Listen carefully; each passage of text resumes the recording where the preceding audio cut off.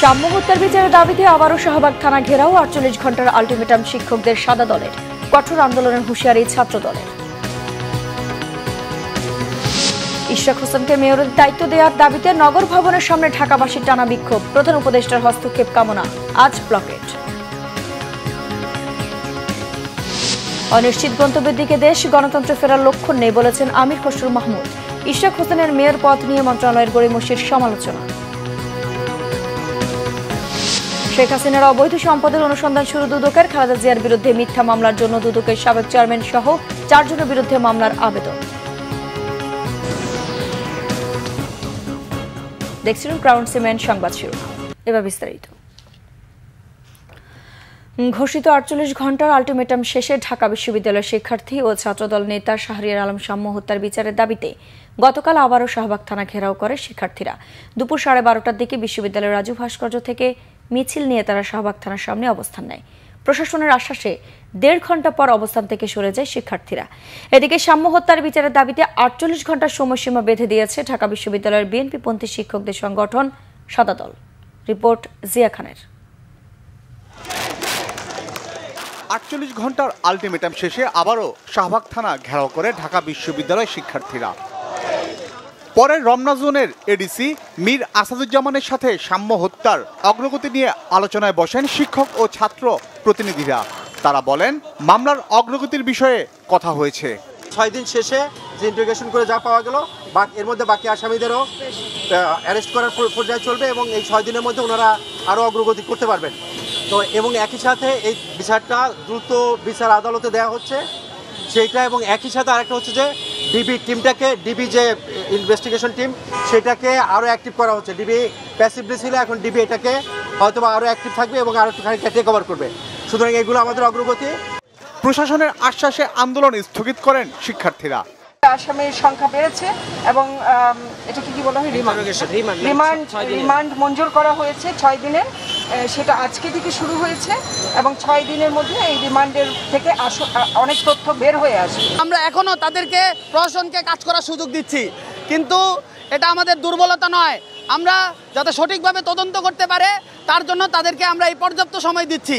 কিন্তু যদি আমরা দেখি এই সময়ের পরেও তারা আসল খুনিকে এবং যারা সংশ্লিষ্ট তাদেরকে গ্রেপ্তার করতে পারছে না, তবে আমরা কঠোর থেকে কঠোর কর্মসূচি দিব।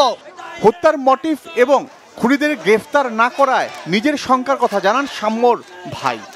আমরা যেটা আশঙ্কা করতেছি যে ঘটনার সময় সংঘটিত হওয়ার পরপরই একজনকে গ্রেপ্তার করা হয়েছিল এবং পুলিশের হাতে সোপর্দ করা হয়েছিল।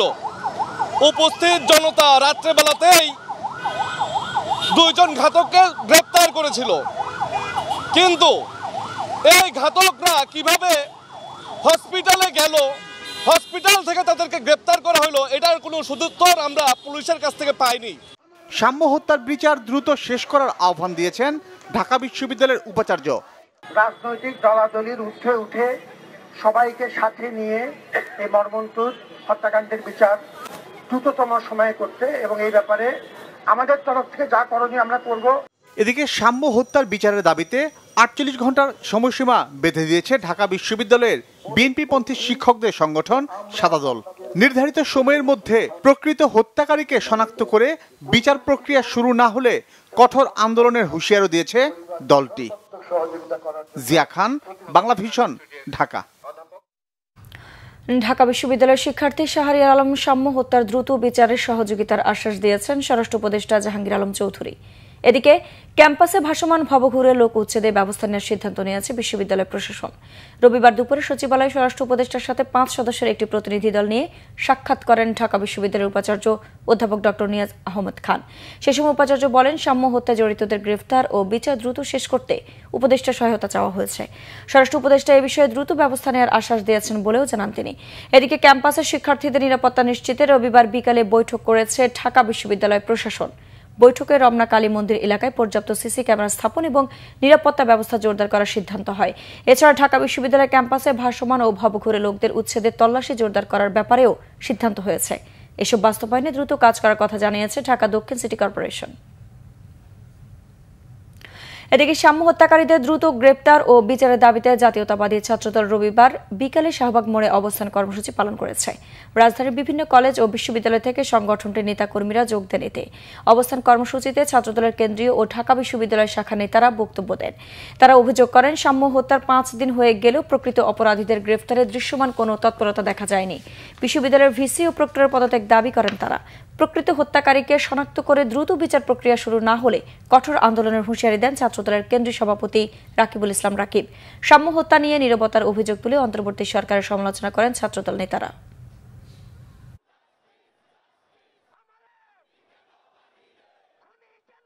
যদি সাম্য হত্যার বিচার যদি আমরা অচিরেই না পাই, যদি প্রকৃত খুনিরা এই প্রশাসন ধরতে না পারে এবং যদি সুষ্ঠু তদন্তে কোনো গাফিলতি পাই, অনতি বিলম্বে যদি খুনিদের মিডিয়ার সামনে হাজির করা না হয়, ছাত্রদল ঘোষণা দিচ্ছে অতি শীঘ্রই আমরা আরো বৃহৎ কর্মসূচিতে যাব।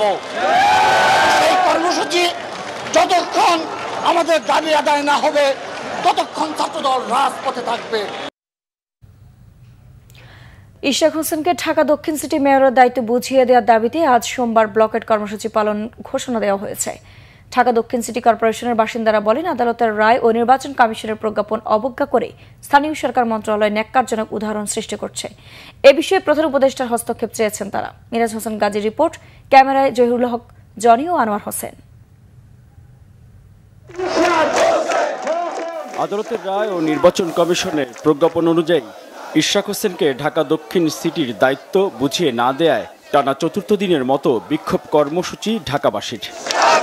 সংবিধান অমান্য করে স্থানীয় সরকার মন্ত্রণালয় জনগণের বিপক্ষে অবস্থান নিয়েছে বলে মন্তব্য করেন বিক্ষোভ কর্মসূচিতে অংশ নেয়ারা।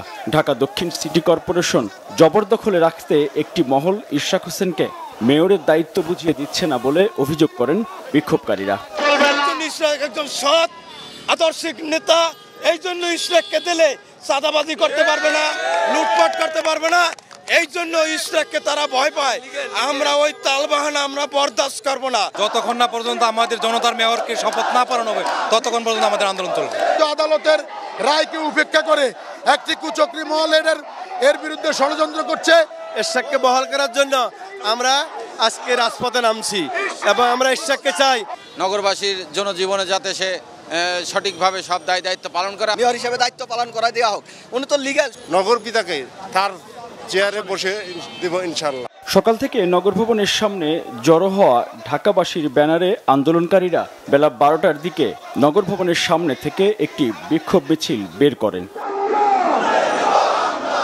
মিছিলটি গুলিস্তান, সচিবালয়, পল্টন মোড়, প্রেস ক্লাব হয়ে আবারও নগর ভবনে এসে শেষ হয়। ইশরাক হোসেনকে দ্রুত শপথ ও দায়িত্ব বুঝিয়ে দেওয়ার জন্য অন্তর্বর্তীকালীন সরকারের প্রধান উপদেষ্টার প্রতি আহ্বান জানান ঢাকা দক্ষিণ সিটি কর্পোরেশনের বাসিন্দারা। এই প্রথম গ্যাজেট হওয়ার পরে শপথ হচ্ছে না, এই সমস্যাটা কোথায় আমরা জানি না। এই জটিলতাটা আমি সরাসরি প্রধান উপদেষ্টার দৃষ্টি আকর্ষণ করব। আমাদের এই ইশরাক সাহেব যে নির্বাচন করছে, ওনাদেরকে আমরা ভোট দিচ্ছি। আমরা তো জানি যে আমরা ভোট কাকে দিচ্ছি, কিন্তু আজকে দেখা গেছে সরকার সব কিছু জানে বুঝে সরকার থাকা সত্ত্বেও ওনাদেরকে এই বৈধতা দিচ্ছে না এবং শপথটা করাইতেছে না। এখন মন্ত্রণালয় মানতেছে না, এটা আমরাও বুঝতেছি না। কারণ কি, মন্ত্রণালয় তো বোঝা উচিত যে সে তো আপনি গ্রাজুয়েট হয়ে গেছে, সে তো সরকারিভাবে নির্বাচিতভাবে হয়েছে। তাহলে সরকার কি করতেছে এটা বুঝতেছি না আমরা। দাবি মানা না হলে সোমবার নগর ভবন ও আশপাশের এলাকায় ব্লকেট কর্মসূচি ঘোষণা করেছেন আন্দোলনকারী ঢাকাবাসী। আদালতের রায় ও নির্বাচন কমিশনের ওপর মন্ত্রণালয়ের এমন প্রভাব থাকলে আগামী জাতীয় নির্বাচনের স্বচ্ছতা নিয়ে প্রশ্ন দেখা দেবে বলেও সংশয় তাদের। মিরাজ হোসেন গাজী, বাংলা ভিশন, ঢাকা। বিএনপি স্থায়ী কমিটির সদস্য আমির খসরু মাহমুদ চৌধুরী বলেছেন, এক অনিশ্চিত গন্তব্যের দিকে যাচ্ছে দেশ। গণতান্ত্রিক প্রক্রিয়ায় ফিরে আসার কোনো লক্ষণ দেখা যাচ্ছে না। তিনি বলেন, বন্দর করিডোর নিয়ে আলোচনা চললেও নির্বাচনের কোনো আলাপ নেই। নির্বাচন যত দেরি হবে তত অস্থিরতা বাড়বে বলে শঙ্কা প্রকাশ করেন। আদালতের আদেশের পর ইশরাক হোসেনকে মেয়র পদে বসাতে সমস্যা কোথায়, এমন প্রশ্ন রাখেন আমির খসরু মাহমুদ চৌধুরী। আহমেদ সরওয়ারের রিপোর্ট। সমসাময়িক বেশ কিছু বিষয়ে রবিবার সাংবাদিকদের সাথে কথা বলেন বিএনপি স্থায়ী কমিটির সদস্য আমির খসরু মাহমুদ চৌধুরী। তিনি বলেন, ছাত্র জনতার গণ অভ্যুত্থানে ফ্যাসিস্ট হাসিনা দেশ ছেড়ে পালালেও গণতান্ত্রিক প্রক্রিয়ায় ফেরার কোনো চেষ্টা দেখা যাচ্ছে না। বলেন, অন্তর্বর্তীকালীন সরকারের কাজ হচ্ছে একটি সুষ্ঠু নির্বাচনের মাধ্যমে জনগণের প্রতিনিধির হাতে দেশ পরিচালনার ভার তুলে দেয়া, কিন্তু সেটি নিয়ে কোনো আলাপ আলোচনা নেই। সব আলোচনা হচ্ছে, চিটাগং পোর্ট দিয়ে দেওয়ার আলোচনা হচ্ছে, ওখানে করিডোর দেওয়ার আলোচনা হচ্ছে, ওদেরকে বিনিয়োগ সম্মেলন করা হচ্ছে। এটা তো তাদের কোনোটাই তাদের কাজ না, কিন্তু নির্বাচনের কোনো খবর নাই। গণতান্ত্রিক প্রক্রিয়ার মধ্যে যাওয়ার যে বিষয়গুলো, তার কোনো খবর আমরা দেখতে পাচ্ছি না। যত বিলম্বিত হচ্ছে দেশের মানুষের সংখ্যা বাড়ছে এবং মানুষ সিদ্ধান্তহীনতায় ভুগছে। তাদের যেটা করা দরকার, ইমিডিয়েটলি একটি নির্বাচনী রোডম্যাপ দিয়ে সেদিকে যাওয়া। জাতি সংখ্যার মধ্যে পড়ে গেছে এবং এই সংখ্যা যত দিন যাবে এটা বাড়তে থাকবে, অস্থিরতা বাড়তে থাকবে, দেশকে একটি বড় ধরনের বিপদের দিকে ঠেলে দেওয়া হবে। সাংঘর্ষিক কোনো রাজনীতি আমরা বাংলাদেশে করতে চাই না। আমরা বাংলাদেশকে একটি স্থিতিশীল রাষ্ট্র হিসেবে দেখতে চাই। আদালতের আদেশের পরও ইশরাক হোসেনের ঢাকা দক্ষিণ সিটি কর্পোরেশনের মেয়র পদ নিয়ে মন্ত্রণালয়ের গড়িমসির সমালোচনা করেন আমির খসরু মাহমুদ চৌধুরী। ঢাকা দক্ষিণের মেয়রের যে বিষয়টা আছে, সেটা যদি কোর্ট অর্ডার হয়ে থাকে তাহলে সেটা বাস্তবায়ন হতে অসুবিধাটা কোথায়? তো আইনের শাসনের কথা যদি আমি বলি, তাহলে এটাকে আইনের শাসনের ব্যর্থ হচ্ছে না? কত লোক তো আমরা প্রতিনিয়ত দেখতে পাচ্ছি দায়িত্ব নিচ্ছে। এদের সাথে জনগণের কি সম্পর্ক আছে? বাংলাদেশের জনগণের জন্য ত্যাগ স্বীকার করেছে। বাংলাদেশের জনগণই যাদের রাজনীতি, তারা দায়িত্ব পাবে না, অথচ দেখা যাচ্ছে বিভিন্ন ধরনের লোক প্রতিনিয়ত দায়িত্ব নেওয়া হচ্ছে। মানে এরা কারা? বিএনপি চেয়ারপারসনের শারীরিক অবস্থার বিষয়ে আমির খসরু বলেন, বেগম খালেদা জিয়া মানসিকভাবে বেশ ভালো আছেন, তবে 6 বছরের কারা জীবনে তার শরীরে অনেক ক্ষতি হয়েছে। উনি স্ট্রাগল করে যাচ্ছেন শারীরিকভাবে। আহমেদ সরওয়ার, বাংলা ভিশন, ঢাকা। সাবেক প্রধানমন্ত্রী শেখ হাসিনার বিরুদ্ধে বার্জ মাউন্টেড বিদ্যুৎ কেন্দ্র স্থাপনে দুর্নীতি মামলা সচল করার উদ্যোগ নিয়েছে দুর্নীতি দমন কমিশন দুদক। শেখ হাসিনার বিরুদ্ধে অবৈধ সম্পদের অনুসন্ধানও শুরু করেছে কমিশন। নাবিল জাহাঙ্গীরের রিপোর্ট। 1996 থেকে 97 সালে 3টি ভাসমান বিদ্যুৎ কেন্দ্র নির্মাণে ক্ষমতার অপব্যবহার করে দুর্নীতির অভিযোগে 2007 সালে শেখ হাসিনা সহ 7 জনের বিরুদ্ধে মামলা করে দুদক। শেখ হাসিনার আবেদনে 2010 সালে মামলাটি বাতিল করে রায় দেয় হাইকোর্ট। এই রায়ের বিরুদ্ধে 5452 দিন বিলম্বনা মার্জনা চেয়ে রবিবার লিভ টু আপিলের আবেদন করেছে দুদক। আবেদনের শুনানি হবে 15 জুলাই। এইটার বিরুদ্ধে এখন দুদক স্টেপ নিয়েছে to file leave petition. Accordingly আমি লিভ পিটিশন ফাইল করেছি। এইটা গত 17 মার্চ চেম্বার কোর্টে এসেছিল। চেম্বার কোর্ট আজকে ফিক্স করেছিল for hearing before full court. তো আজকে অ্যাপিলেট ডিভিশনে 1 নম্বর কোর্টে এটা এসেছিল। ওনারা ডিসিশন নিয়েছেন যে না, এটা হচ্ছে ফুল বেঞ্চ, অর্থাৎ 7 জন জজ একসাথে বসেই শুনবেন। এদিকে শেখ হাসিনার অবৈধ সম্পদের অনুসন্ধানেও নেমেছে দুদক। এর নেতৃত্ব দেবেন সংস্থাটির উপপরিচালক মাসুদুর রহমান। এদিকে মৌলভীবাজারে দুদকের গণশুনানি শেষে সংস্থাটির চেয়ারম্যান জানান, শেখ হাসিনা বিভিন্ন সময়ে তার অনেক সম্পদের তথ্য গোপন করেছেন। নির্বাচনের সময় তিনি যে সম্পদ বিবরণী দিয়েছেন, তার ট্যাক্সেশনের ট্যাক্স রিটার্নে যে সম্পদ বিবরণী দেওয়া হয়েছে এবং আমরা যা পেয়েছি তার মধ্যে আমরা তুলনামূলক পরীক্ষা করে দেখছি যে তাতে সম্পদের পরিমাণ অনেকাংশে গোপন করা হয়েছে। যে কাজে সেগুলি আমরা মনে করছি একসময় এগুলি মামলা মোকদ্দমার দিকে এগোবে এবং আমরা সেভাবে এগিয়ে যাব। এরই মধ্যে সাবেক প্রধানমন্ত্রী শেখ হাসিনা, তার বোন রেহানা, তাদের সন্তানসহ স্বজনদের বিরুদ্ধেও দুর্নীতির অভিযোগে মামলা হয়েছে। নাবিল জাহাঙ্গীর, বাংলা ভিশন, ঢাকা।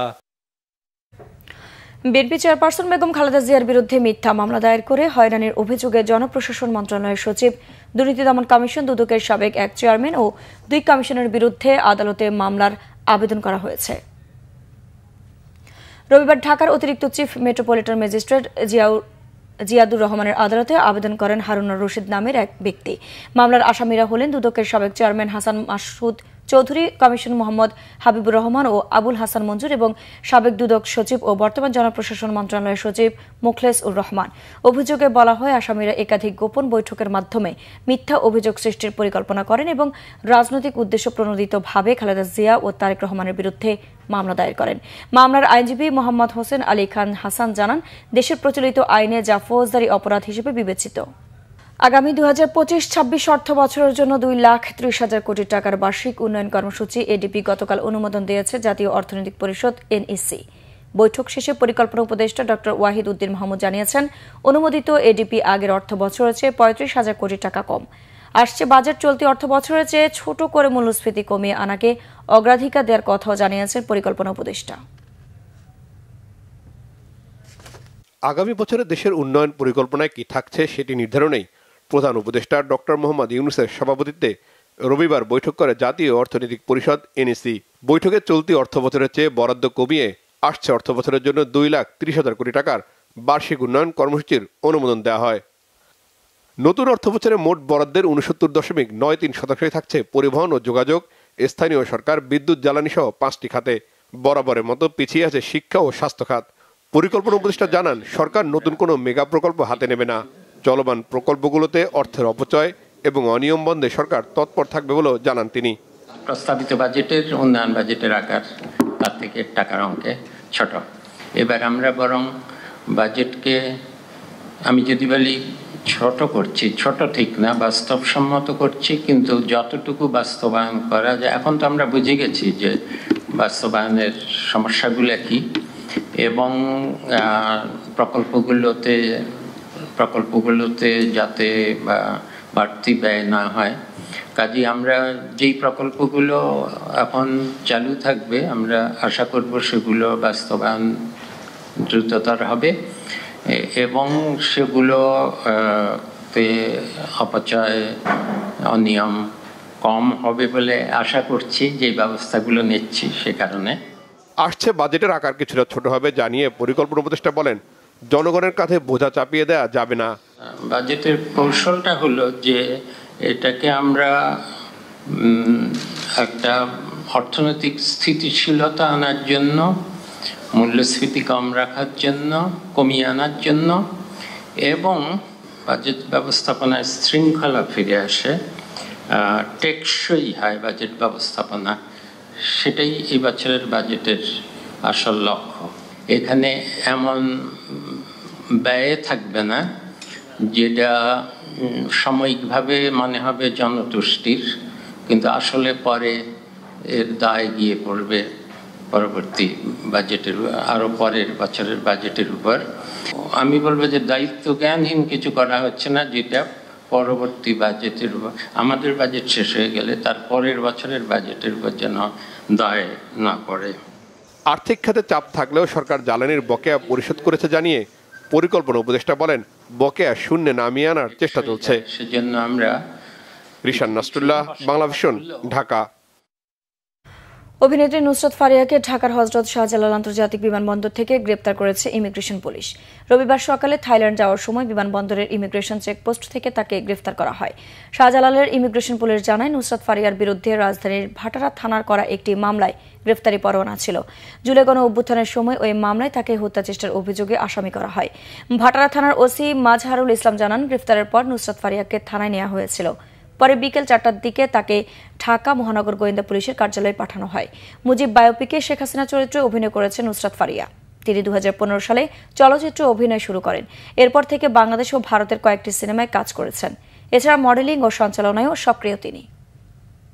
এখন পর্যন্ত নির্বাচনের স্পষ্ট রোড ম্যাপ ঘোষণা না হওয়ায় রাজনৈতিক দলগুলোর মধ্যে অস্থিরতা তৈরি হয়েছে বলে মন্তব্য করেছেন জামায়াতে ইসলামের নায়েব আমির ডাক্তার আব্দুল্লাহ মোহাম্মদ তাহের। আর ঐকমত্য কমিশনের সহসভাপতি ডক্টর আলী রিয়াজ বলেছেন, আগামী 2-1 দিনের মধ্যে রাজনৈতিক দলগুলোর সাথে প্রথম পর্যায়ের আলোচনা শেষ করে দ্বিতীয় পর্যায়ের আলোচনা শুরু করবে কমিশন।